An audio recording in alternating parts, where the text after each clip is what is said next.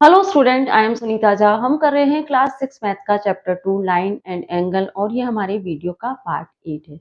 Student, हमारा आज का टॉपिक है स्पेशल टाइप ऑफ एंगल, जिसमें हम समझेंगे स्ट्रेट एंगल और राइट एंगल। तो स्ट्रेट एंगल और राइट एंगल को समझने से पहले हमें ये जानना होगा कि एंगल्स में टर्न क्या होता है। एंगल में टर्न की वैल्यू क्या है, ये हमें समझना होगा। आपको पता है जिस एंगल में जितना टर्न होता है वह एंगल उतना ही ग्रेटर होता है। आपने प्रीवियस वीडियो में पढ़ा कि विद्या के पास एक नोटबुक थी और जब वह उस नोटबुक को ओपन कर रही थी तो कई तरह के एंगल्स फॉर्म हो रहे थे।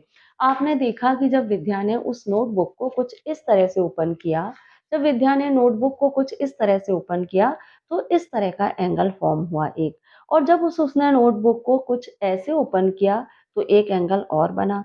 फिर विद्या ने जब नोटबुक को इस तरह से स्ट्रेट लाइन में रख दिया तब एक स्ट्रेट एंगल बना, क्योंकि एंगल ने हाफ टर्न ले लिया था। फिर विद्या ने बुक को इस तरह से टर्न किया और उसने जब बुक को इस तरह से क्लोज करने की कोशिश की तब एक एंगल फॉर्म हुआ।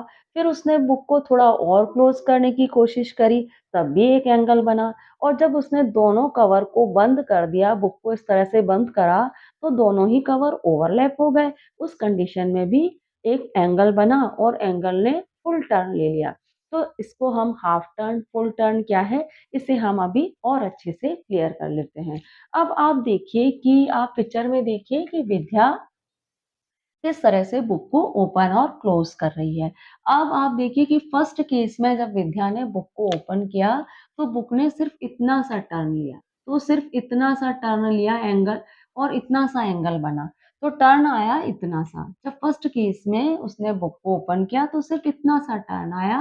तो ये एंगल क्या है? स्मॉलेस्ट एंगल है। यहाँ पे जो सिक्स के केस में अलग अलग एंगल बन रहे हैं उसमें स्मॉलेस्ट एंगल है, क्योंकि ये सिर्फ इतना सा ही टर्न दे रहा है। सेकंड केस में जब उसने बुक को थोड़ा और ओपन किया तो टर्न थोड़ा ग्रेटर हुआ और ये एंगल अकॉर्डिंग टू ग्रेटर है फर्स्ट केस वाले एंगल की। फिर थर्ड केस में उसने जब बुक को स्ट्रेट लाइन में रख दिया तो क्या हुआ? एंगल ने हाफ टर्न ले लिया और ये एंगल क्या है? सेकंड केस वाले एंगल से ग्रेटर है और इसे ही हम कहते हैं स्ट्रेट एंगल। हमारा टॉपिक है स्ट्रेट एंगल, तो हम इसे थोड़ा और अच्छे से क्लियर कर लेते हैं। आपको पता है कि एक एंगल बनता है टू रे को यूज करके। टू रे जब हम आपस में ज्वाइन करते हैं तो एक एंगल बनता है और उसका स्टार्टिंग पॉइंट कॉमन होता है। तो देखिए किस तरह से हमने देखा कि मैंने एक रे ली मैंने ओ बी, एक रे तो मैंने ली ओ एंड बी, क्लियर। दूसरी रे मैंने ली ओ एंड सी, दूसरी रे मैंने कौन सी ली? ओ एंड सी। इन दोनों रे को जब मैंने आपस में ज्वाइन किया तो मुझे मिला स्ट्रेट एंगल, जिसका स्टार्टिंग पॉइंट कॉमन है। आप देख रहे हैं ओ बी, ओ सी का भी स्टार्टिंग पॉइंट ओ है और ओ बी का भी स्टार्टिंग पॉइंट ओ है। इस तरह से बनता है स्ट्रेट एंगल। और स्ट्रेट एंगल एक हाफ टर्न ले लेता है। इसकी क्या पहचान है? ये एक हाफ टर्न ले लेता है। तो इस तरह का कोई भी एंगल आपको दिखे जो स्ट्रेट लाइन में जा रही हो, जिसकी दोनों रे और जिसने हाफ टर्न ले लिया हो, वह क्या कहलाता है? स्ट्रेट एंगल कहलाता है। अब आप देखिए कि फोर्थ केस में क्या हुआ है कि ये वाली जो रे है ना ओ सी, ये इधर आ गई है।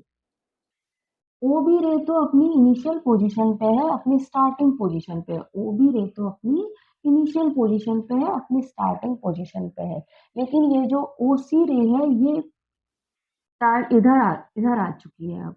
तो एंगल आप देखिए ये जो टर्न है ये अब और भी ग्रेटर हो गया। पहले इतना था, अब इतना हो गया। तो आप बताइए कि थर्ड केस वाला एंगल ज़्यादा ग्रेटर है या फोर्थ केस वाला एंगल ज़्यादा ग्रेटर है? फोर्थ केस वाला एंगल ज़्यादा टर्न है, क्योंकि थर्ड थर्ड केस में तो एंगल ने हाफ टर्न लिया था, लेकिन फोर्थ केस में एंगल ने हाफ से भी ज़्यादा टर्न ले लिया। लिया ना हाफ से भी ज़्यादा? हाफ इतना था, हाफ से भी ज़्यादा टर्न ले लिया। तो फोर्थ केस वाला एंगल और भी ग्रेटर है। टर्न जैसे-जैसे ग्रेटर होते जाते हैं, एंगल भी उतना ही ग्रेटर होता है। जिस एंगल में जितना बड़ा टर्न है वो एंगल उतना ही ग्रेटर है। अब फिफ्थ केस में क्या हुआ? ये जो रे थी ये रे तो अपनी इनिशियल पोजीशन पे है, ये जो रे है अब यहाँ पहुंच गई। फिफ्थ केस में ये रे पहुंच गई यहाँ पे, तो एंगल ने कितना टर्न ले लिया? अब एंगल ने इतना टर्न ले लिया। तो आप बताइए कि फिफ्थ केस वाला एंगल ज्यादा ग्रेटर है या फोर्थ केस वाला?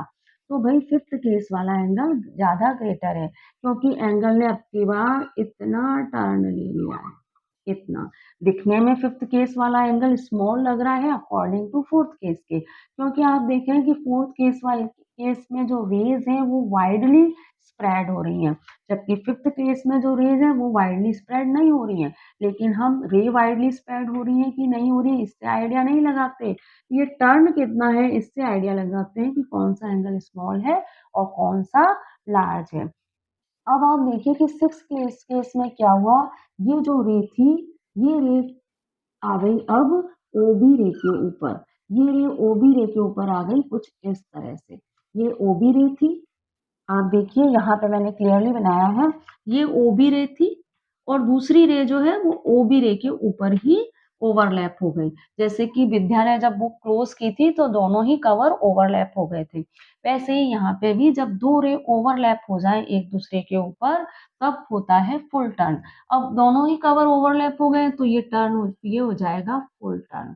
तो जब भी टू रे ओवरलैप हो जाए एक दूसरे के ऊपर और इस तरह का टर्न दिया गया हो, इस तरह का टर्न दिया गया हो, तो इसका मतलब क्या है, ये फुल टर्न है, ये है फुल, ये एंगल फुल टर्न ले रहा है, ये एंगल क्या है, फुल टर्न ले रहा है। अगर पूरा सर्किल बन गया तो ये एंगल फुल टर्न ले रहा है। अगर दो रे एक दूसरे के ऊपर ओवरलैप हो रही हैं, टू रे हैं और ओवरलैप हो रही हैं एक दूसरे के ऊपर, लेकिन एंगल यहाँ पे किसी भी तरह का कोई टर्न दिखाया नहीं गया है, तो फिर ये फुल टर्न नहीं है, ये 0 डिग्री का एंगल है।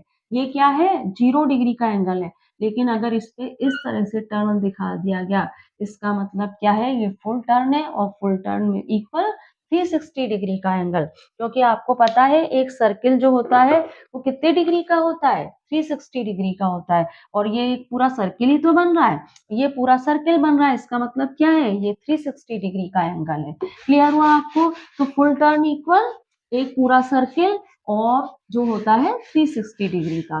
तो यहाँ पे ये जो सिक्स केस में जो एंगल बन रहा है ये है फुल टर्न, और थर्ड केस में जो एंगल बन रहा है ये है हाफ टर्न, और स्ट्रेट एंगल हाफ टर्न ही लेता है। अब स्ट्रेट एंगल को हम थोड़ा और अच्छे से क्लियरली समझ लेते हैं। आप देखिए कि स्ट्रेट एंगल बनता है टू रे को यूज करके, स्ट्रेट एंगल बनता है टू रे को यूज करके, ठीक है।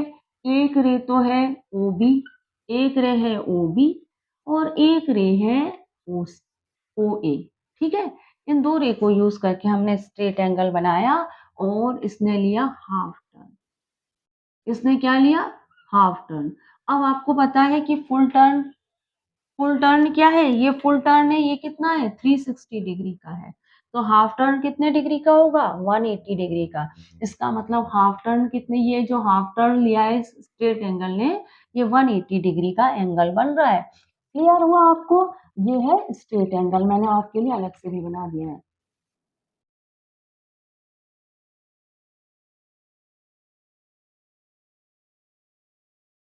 ठीक है। अब आप देखिए कि आपको फुल टर्न और हाफ टर्न क्लियर हो गया और आपको ये भी पता पड़ गया कि स्ट्रेट एंगल जो होता है वह हाफ टर्न लेता है। अब आपकी बुक में आगे क्या है वह भी हम देख लेते हैं। आपकी बुक में कहा गया है कि स्ट्रेट एंगल जो है, मेरे पास एक स्ट्रेट एंगल है, इस तरह से एक स्ट्रेट एंगल है जिसके जो ओ वर्टेक्स, इसकी ये ओ बी, इसकी एक रे है ओ बी और एक रे है ओ ए, इसकी कॉमन वर्टेक्स क्या है, ओ है। क्लियर? ओ बी रे और ओ ए रे से स्ट्रेट एंगल बना और इसका स्टार्टिंग पॉइंट कॉमन होता है जो क्या है, ओ है। अब आगे देखिए, यहाँ पे आपसे आपकी बुक में कहा गया है कि इस स्ट्रेट एंगल पे मैं एक रे और बना देती हूँ इसकी ओ वर्टेक्स से, स्ट्रेट एंगल की ओ वर्टेक्स से मैं एक रे और बना देती हूँ ओ सी, एक रे मैंने और बना दी ओ सी। अब आपसे पूछा क्या जा रहा है कि आप बताइए कि यहाँ पे आप देख रहे हैं कि दो एंगल फॉर्म हो गए, एक एंगल क्या बना, एक एंगल तो यहाँ पे बना ए ओ, इससे करते हैं हम, इससे आपको अच्छे से दिखेगा। एक एंगल तो यहाँ पे बना ए ओ सी, एक एंगल तो बना ए ओ सी, है ना। तो यहाँ पे एक एंगल तो आपको क्या मिल गया, AOC मिल गया, AOC। और दूसरा एंगल आपको क्या मिला, COB। क्लियर हो रहा है आपको, COB। दो एंगल इस स्ट्रेट एंगल की O वर्टेक्स पे जब मैंने OC रे बनाई तो मुझे दो एंगल मिले, एक तो AOC और दूसरा मिला COB। दूसरा एंगल मुझे मिल गया COB। अब आप देखिए कि आपसे मैं पूछूं कि AOC ग्रेटर है या फिर COB ग्रेटर है, तो आप बताइए दोनों में से कौन सा एंगल ग्रेटर है। AOC ग्रेटर है, AOC ग्रेटर है। आप मुझे बताइए कि AOC ग्रेटर है या फिर COB ग्रेटर है। तो भाई जिसके पास कर्व बड़ा है वही तो ग्रेटर होगा। तो आप देख रहे हैं कि AOC का कर्व ग्रेटर है अकॉर्डिंग टू COB के, है ना। COB का कर्व आप देख रहे हैं कि COB का कर्व तो इतना सा ही है, COB का कर्व तो इतना सा ही है, और आपका AOC का कर्व इतना है। तो AOC आपको क्लियरली पता पड़ रहा है कि AOC ग्रेटर देन है COB। अब आपसे पूछा जा रहा है कि यहाँ पे तो एक एंगल स्मॉल बन रहा है, एक एंगल स्मॉल बन रहा है और एक लार्ज बन रहा है स्ट्रेट लाइन पे जब मैंने OC रे बनाई।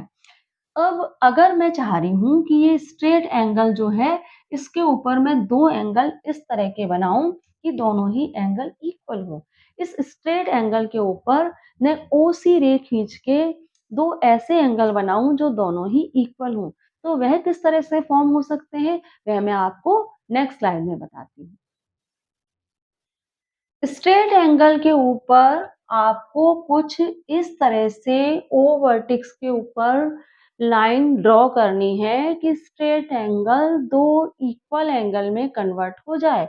और अगर स्ट्रेट एंगल दो इक्वल एंगल में कन्वर्ट हो गया है तो वह है राइट एंगल। इसका मतलब क्या हुआ, हम यहाँ पे राइट एंगल समझ रहे हैं। अब देखिए राइट एंगल के लिए आपकी बुक में एक बहुत ही सिंपल सी एक्टिविटी दी है। उस सिंपल सी एक्टिविटी को हम यहाँ परफॉर्म करने जा रहे हैं। आपको क्या करना है, आपको एक रेक्टेंगुलर शीट ऑफ पेपर लेना है कुछ इस तरह का। इस रेक्टेंगुलर शीट ऑफ पेपर की वन साइड पे आपको क्या करना है, उसके सेंटर में O वर्टेक्स बना देनी है। और इस O वर्टेक्स से आप एक तो ओ ए रे निकालेंगे और दूसरी साइड से आप OB रे निकालेंगे। इसका मतलब क्या हुआ, इस राइट एंगल की वन साइड पे हमने स्ट्रेट एंगल बना लिया है। अब आपको क्या करना है, इस O वर्टेक्स से आपको इस रेक्टेंगल पीस ऑफ पेपर को फोल्ड करना है बिल्कुल स्ट्रेट लाइन में। आप देखिए इमेज में किस तरह से आप इसे फोल्ड करेंगे। तो आप इसे फोल्ड करेंगे तो आपको यहाँ पे इस रेक्टेंगल पीस ऑफ पेपर पे क्रीज मिल जाएगी। अब जब आप इस रेक्टेंगल पीस ऑफ पेपर को ओपन करेंगे तो आप देखेंगे कि यहाँ पे आपको दो इक्वल साइज के एंगल मिल रहे हैं और ये दो इक्वल साइज के एंगल ही राइट एंगल है। अब आप देखिए कि इस एक्टिविटी को हम और अच्छे से क्लियर कर लेते हैं। मेरे पास ये एक रेक्टेंगल पीस ऑफ पेपर है। इस रेक्टेंगल पीस ऑफ पेपर पर मैंने क्या करा, इसके सेंटर में मैंने O वर्टेक्स बना दी। अब क्या हुआ, इस O वर्टेक्स से मैंने इस रेक्टेंगल पीस ऑफ पेपर को फोल्ड किया और फिर मैंने इस पे यहाँ पे बना दी क्रीज बनाने के बाद जब मैंने इसको ओपन किया तो मुझे यहाँ पे दो एंगल मिले इक्वल साइज के। आप देखिए एक एंगल तो मुझे मिल रहा है, एक एंगल मुझे मिल रहा है COA और दूसरा एंगल मुझे क्या मिल रहा है, COB। आप देख रहे हैं कि मुझे यहाँ पे इक्वल साइज के दो एंगल मिल रहे हैं इस रेक्टेंगल पीस ऑफ पेपर को ओपन करने पे। तो और यही क्या है, यही है राइट एंगल। अब आपको पता पड़ा कि हाफ टर्न जो कि क्या है, straight angle. Half turn straight angle ये क्या है, दो इक्वल एंगल बनाता है और ये दो इक्वल एंगल क्या कहलाते हैं, राइट एंगल कहलाते हैं। अब आपको राइट एंगल तो क्लियर हुआ। अब अगर आपसे कहा जाए कि आप इसे सुपर इम्पोज्ड करके बताइए कि ये इक्वल है कि नहीं, तो क्या करें सुपर इम्पोज करने के लिए, आप क्या करिए, इसको फोल्ड कर दीजिए। ये दो राइट एंगल है, आप इन्हें फोल्ड कर दीजिए। इस तरह से फोल्ड करेंगे तो आप देखेंगे कि एक रे दूसरी रे को ओवरलैप, फर्स्ट एंगल की रे दूसरे एंगल की रे को ओवरलैप कर रही है, फर्स्ट एंगल की रे दूसरे एंगल की रे को ओवरलैप कर रही है, और यहाँ भी दो रे जो है वो आपस में ओवरलैप हो रही है। या फिर आप इस साइड से देखिए, दो रे ओवरलैप हो रही है, टू रे ओवरलैप हो रही है, और ये भी टू रे आपस में ओवरलैप हो रही है, ये टू रे भी ओवरलैप हो रही है, और ये टू रे भी ओवरलैप हो रही है। तो सुपर इम्पोज करने से भी मालूम पड़ गया कि ये दोनों एंगल इक्वल है और राइट एंगल है। तो आपने क्या जाना कि half turn straight angle equal half turn, और हाफ टर्न बनाता है दो राइट एंगल। तो फुल टर्न कितने एंगल बनाएगा भाई? अगर हाफ टर्न दो राइट एंगल बना रहा है तो फुल टर्न कितने एंगल बनाएगा? फुल टर्न बनाएगा फोर एंगल। आपको पता है फुल टर्न होता है 360 डिग्री, और फुल टर्न का हाफ हाफ टर्न क्या होता है 180 डिग्री, क्योंकि 360 का हाफ क्या है 180 डिग्री है, और 180 अगर का हाफ क्या होता है 90 डिग्री। तो 180 डिग्री मतलब हाफ टर्न 90 डिग्री के यानी कि दो राइट एंगल बनाता है। किस तरह से? आप देखिए कि मैं आपको ये समझा रही हूँ यहाँ पे कि हाफ टर्न दो राइट एंगल बना रहा है, half turn equal straight angle. यहाँ पे मैं स्ट्रेट एंगल बना रही हूँ, ये ओ वर्टिक्स है, ये ओ ओ ए है, और ये क्या है ओ बी है, और यहाँ पे हमने ये हाफ टर्न ले लिया, ये हो गया स्ट्रेट एंगल। ये स्ट्रेट एंगल की ओ वर्टेक्स से जब मैं स्ट्रेट रे ड्रॉ करूंगी, स्ट्रेट लाइन बनाऊंगी, तो मुझे यहाँ पे मिल जाएंगे दो राइट एंगल। एक तो ये वन, आपको यहाँ पे दो राइट एंगल मिल गए, वन राइट एंगल और ये सेकंड राइट एंगल। ठीक है, अब ये हाफ टर्न दो राइट एंगल दे रहे हैं, राइट एंगल।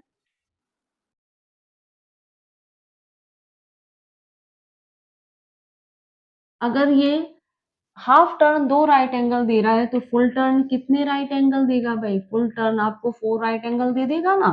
फुल टर्न है तो आपको थ्री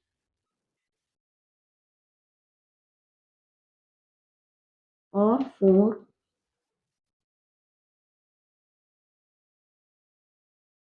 ठीक है, तो आपने देखा कि फुल टर्न ने आपको फोर राइट एंगल दे दिए हैं। तो आपने जाना कि किस तरह से हमें हाफ टर्न से दो राइट एंगल मिलते हैं और फुल टर्न से फोर राइट एंगल मिल जाते हैं। अब आगे आपकी बुक में कहा गया है कि आपको पता है कि ये जो राइट एंगल होता है ये एल शेप का होता है। राइट एंगल एल शेप का होता है, कुछ इस तरह से बनता है राइट एंगल। और या तो ये एल शेप का होगा, बुक में तो आपके बताया नहीं गया है, लेकिन मैं आपको बताती हूँ कि राइट एंगल या तो एल शेप का होता है, या फिर किस शेप का होता है, या फिर ये होता है टी शेप का। टी शेप भी राइट एंगल बना देता है। यहाँ पे आपको टी शेप अगर है तो दो राइट एंगल मिलेंगे, वन एंड टू। अगर टी शेप है तो आपको टू राइट एंगल मिलेगा, और एल शेप है तो आपको वन राइट एंगल मिलेगा। अगर एल शेप है तो आपको वन राइट एंगल मिलेगा, और टी शेप है तो आपको टू राइट एंगल मिल जाएंगे। ठीक है, टू राइट एंगल।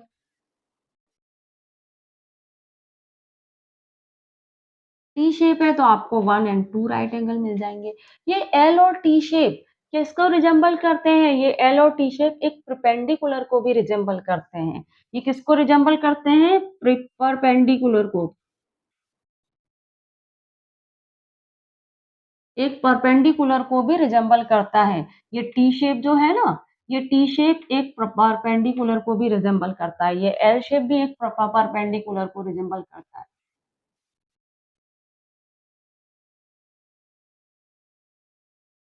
एक परपेंडिकुलर को भी रिजेंबल करती है एल शेप। ये जो एल शेप है ये एक परपेंडिकुलर को भी रिजेंबल करती है, और टी शेप भी एक परपेंडिकुलर को रिजेंबल करता है।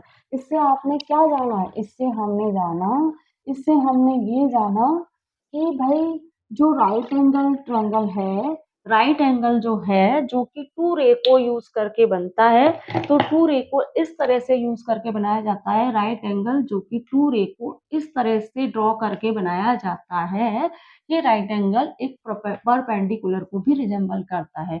ये राइट एंगल जो टू रे को इस तरह से ड्रॉ करके बनाया जाता है, ये भी एक परपेंडिकुलर को रिजेंबल कर रहा है। अब स्टूडेंट यहाँ पे इस वीडियो में हमने स्पेशल टाइप के एंगल तो क्लियर कर लिया है। अब हम क्या करेंगे, हमारे नेक्स्ट वीडियो में मिलेंगे, वहाँ पे हम फिगर इट आउट में इसी टॉपिक से कनेक्टिंग जो क्वेश्चंस है उनको कर लेंगे। तो वीडियो आपको कैसा लगा कमेंट बॉक्स में जरूर लिखिएगा, साथ में चैनल को लाइक शेयर सब्सक्राइब करना मत भूलिएगा। मिलते हैं हमारे नेक्स्ट वीडियो में। Thank you for watching.